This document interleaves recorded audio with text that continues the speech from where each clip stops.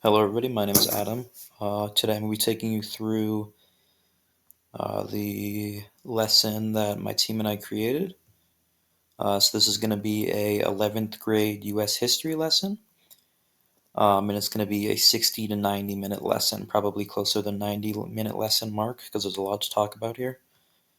So to start things off, for about 15 minutes, you're going to talk to the students about Captain America. You'll show them a clip of Captain America. And then you can ask them a few questions about Captain America, probably based on the knowledge that the students already have of Captain America. What's the purpose of Captain America? Who is Captain America fighting? And in the case of at least the earlier Captain America things, it would be Nazis. And then we're going to ask students how Captain America relates to World War II. And most of them will probably already have an idea of that just based on their own knowledge of Captain America. And then we're going to introduce the idea of propaganda, tell students a little bit about what propaganda is, give them a description of propaganda, and then show them some pretty popular examples. I have right here Uncle Sam, Rosie the Riveter, etc. And then we are going to turn the students' attention back to Captain America. And here we're going to start to introduce the main idea of our lesson, which is going to be the idea of subtle and direct propaganda. So we're going to basically let the students know that Captain America was used as a piece of propaganda during World War II. It was actually the main reason he was designed. And then with that knowledge, the students are going to have a better idea of how Captain America was used as propaganda. And then we're going to ask the students to dissect a little bit how that was done with Captain America.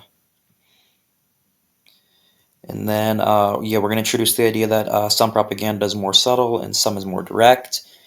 But that's mainly based on the individual interpretation of the student. And most pieces of propaganda have some subtle elements and some direct elements. So students can kind of come up with an idea of what they see that's subtle and what they see that's direct in a given piece of propaganda, and come up for themselves if they think it's more subtle or more direct. And then we're going to show the students some pieces of propaganda, and they can identify direct and subtle traits of those propaganda pieces. And then they can also look at how there may be overlap. So if a student thinks that a piece of propaganda is mainly direct, they can also maybe see certain aspects that are still subtle within that piece of propaganda. And then this is going to be the main brunt of the lesson here is going to be when we divide the students into groups. So this is going to be probably for 60 minutes about.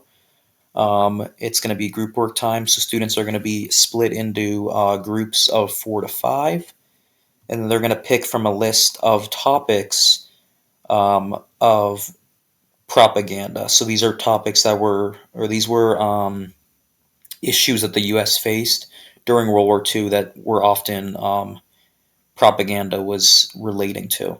So we have some examples right here would be buy war bonds, volunteer for the war, save your supplies, women and their purpose at home. So the students will be given one of these topics, or they would pick from a list of topics, and basically they're going to create a piece of propaganda um, based in comic form that's going to be trying to advertise this specific topic. Then students are going to do individual group research. So their own group is going to do research on their computers to figure out examples of propaganda that may relate to their own topic. And then students are going to go on to Pixton, which is a great site to design comics, little comic strips. Students are going to use that to design their own propaganda comic that relates to their topic. And they're going to try to make it pretty subtle. They can have some direct elements to it, but they're going to be looking for mainly how to fit in some subtle little propaganda hints there. And then during this time, it's good to walk around and ensure that the students are all on task, make sure that their piece of propaganda is relating to what they're talking about, making sure it's not too overtly direct. And then after that's done, there's going to be a quick summary for probably 10 minutes. At this point, the teacher can call upon, I would say probably two groups would be what you would have time for. Maybe one if the students really dig into this specific one, but you're going to display one of the group's work, and then students, the other peers, are going to identify traits of subtlety and traits of directness in their piece of propaganda. So this will give the students a chance to kind of have an open discussion about what they think is direct and what they think is subtle in the individual propaganda piece, and hopefully debate about that a little bit and come up with their own opinion of whether it's more direct or more subtle. And then if you'll join me in a second, I'll show you a little example of a piece that a student could create. Okay, so right here we have a propaganda example that a student may have, or a group of students may have created. So right here we just have a standard setting of, this is going to be like a World War II setting, two children and then their mother, and they're just having like a little conversation with her. Basically, they're talking about what they want for dinner. And she's talking about how she made a stew using leftovers, and the children here are kind of complaining because they don't want the stew, they don't want the leftovers.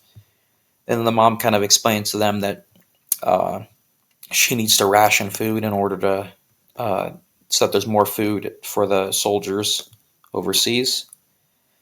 And then they both agree, and then there's a little line here where she says, "You two are doing your father proud." Possibly a reference to the father himself being overseas at war. So then this would be an example here of some subtlety, maybe some directness, and it's going to be a comic basically explaining, or a comic basically as a piece of propaganda in advocation of rationing food so that soldiers had more food overseas. And there's some subtle themes here that the students can address. One here would be the section where she says, "You two are doing your father proud." It's sort of a call to the people reading this comic may feel themselves motivated to ration food based on kind of a familial duty, making them feel like it's important to ration food in order to both make your family proud and also make your country proud, in order to keep the men overseas fed. So yeah, this is a good example of propaganda right here, and then we'd be giving this to the other students to dissect, take a look at, and see what they think about that. And then, yeah, so that's all I have today for our assignments. Oh, and then you would have a little assessment at some point where students will basically just look at a few pieces of propaganda, identify the subtleties, identify the directness, and also come up with who they think the piece of propaganda is trying to speak towards. And that's everything I have today for this lesson. I hope you enjoyed, and I hope you can use this in your own classrooms. Thank you.